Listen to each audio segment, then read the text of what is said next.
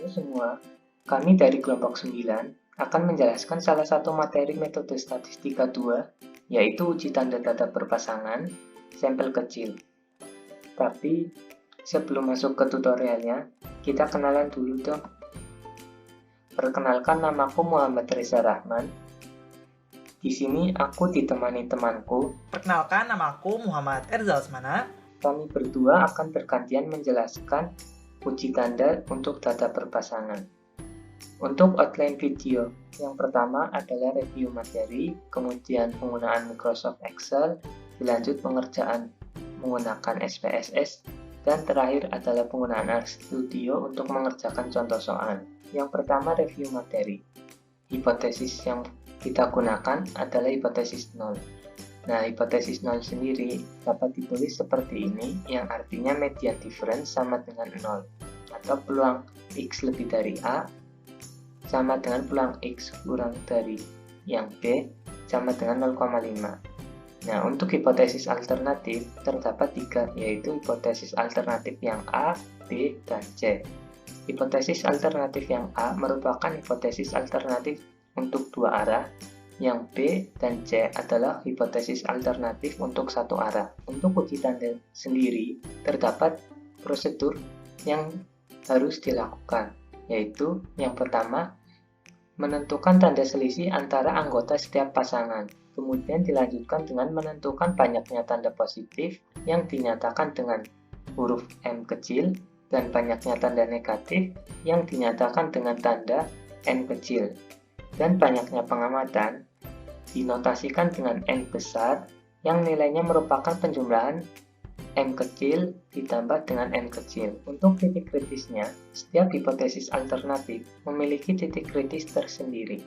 Untuk hipotesis A, yang dua arah, nilai X yang digunakan untuk menghitung p-value, kita memilih nilai terkecil antara M dan N. Dan kemudian kita akan menolak H0 jika p-value kurang dari sama dengan alpha per 2. Untuk hipotesis yang B, kita menggunakan nilai X dengan nilai N.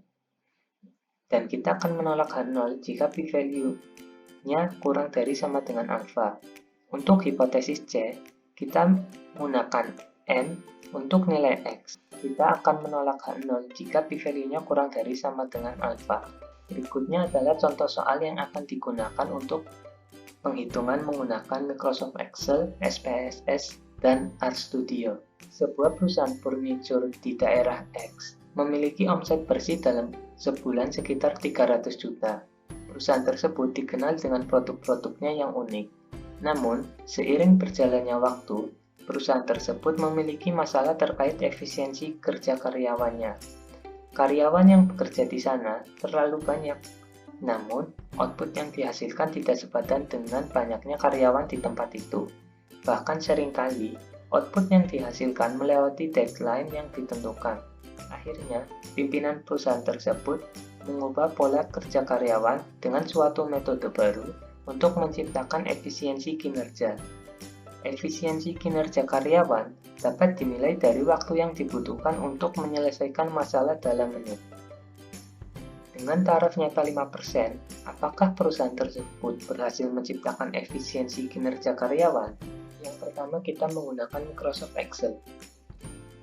Agar mempermudah penghitungan, kita tulis soal secara lengkap terlebih dahulu. Kemudian, pada soal didapat informasi bahwa nilai alfa sebesar 5%. Untuk lebih mempermudah penghitungan, kita misalkan A mewakili metode lama dan B mewakili metode baru. Ditanya, apakah perusahaan tersebut berhasil menciptakan efisiensi kinerja karyawan?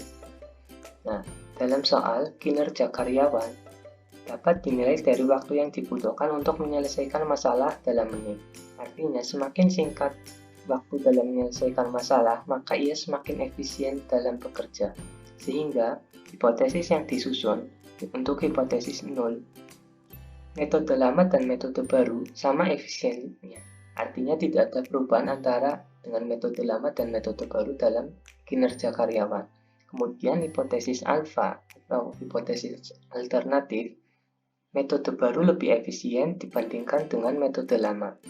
Nah, untuk menentukan atau mengambil keputusan, kita perlu menghitung banyaknya tanda positif, tanda negatif, dan banyaknya pengamatan. Tanda positif yang bernotasikan N dapat dihitung dengan rumus CONIF dengan range data lebih dari 0. Didapat banyaknya tanda positif sebanyak 4.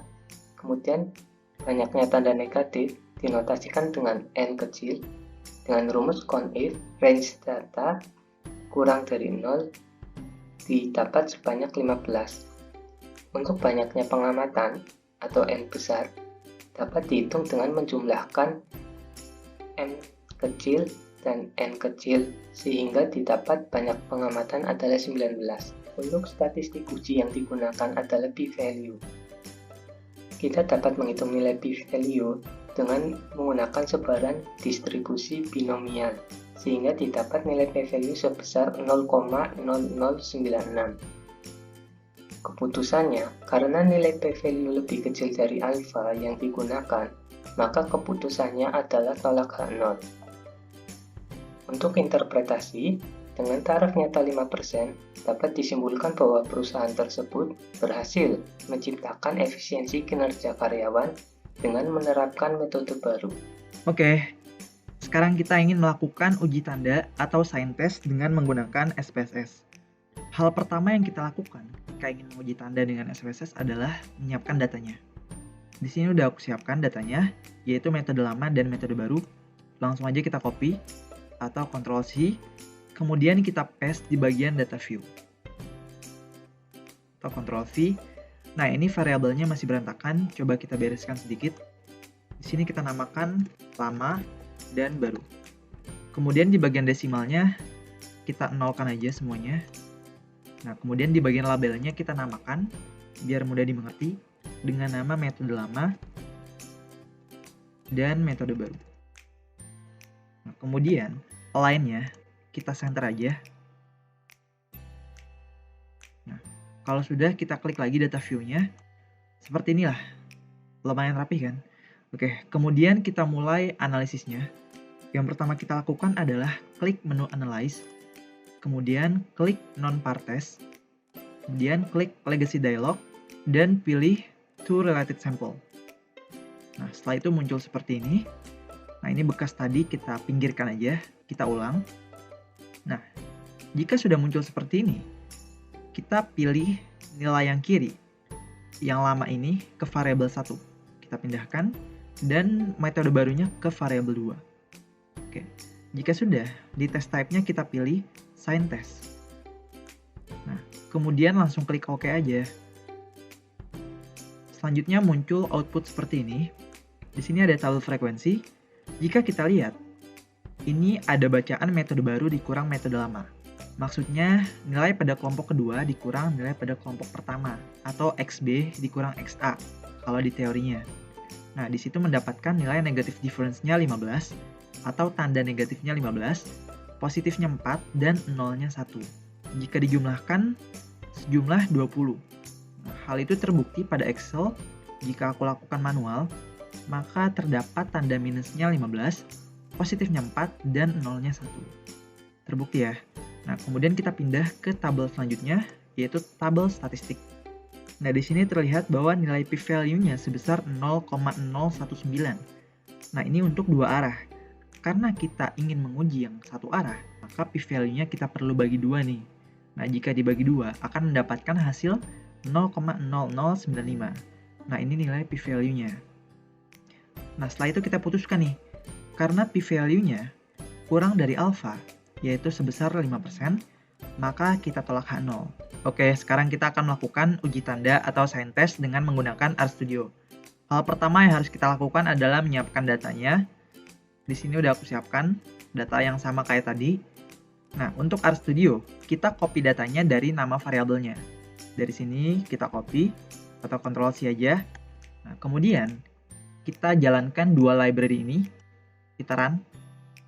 Setelah itu, kita buat nama variabel baru. Namanya di sini efisiensi. Kalau kalian mau nulis apapun bebas. Nah, kemudian tulis read.delim dalam kurung flipboard. Nah, tujuannya untuk membuat sebuah variabel, kita mengisi variabel dengan data. Dengan datanya itu yang ada di clipboard kita, yang barusan aku copy paste. Nah, jika sudah kita run, supaya cepat kita langsung klik aja efisiensi. Nah, ini data barunya. Sama kan kayak yang ada di Excel, karena itu memanfaatkan fitur clipboard kita atau copy kita. Oke, setelah itu kita attach variabelnya. Setelah itu kita mulai analisisnya dengan fungsi sign.test dalam kurung ini nilai x-nya dan nilai y-nya. Ya kan, sama. Kemudian koma md sama dengan 0. Kita lihat di bagian help-nya aja. Template-nya seperti ini, md-nya 0. Kemudian alternatifnya greater atau lebih dari, dan confidence level-nya 0,95. Nah, setelah itu kita klik run. Maka akan muncul output-nya. Jika kita lihat, nilai p-value-nya sebesar 0,009605. Nah, ini udah satu arah, karena kita tulis di sininya greater. Oke, jika kita bandingkan dengan nilai SPSS tadi, p-value tadi untuk satu arah itu 0,0095, sedangkan di sini 0,0096. Nah, di sini cuma beda pembulatan aja sebetulnya, intinya sama. Kemudian untuk keputusan dan kesimpulannya, sama seperti tadi, tolak H0 dan kesimpulannya itu adalah metode baru lebih efisien daripada metode lama. Jadi seperti itu guys, cara melakukan uji tanda atau sign test dengan menggunakan SPSS atau RStudio. Gampang kan? Lanjut. Cukup sekian dari kami. Terima kasih.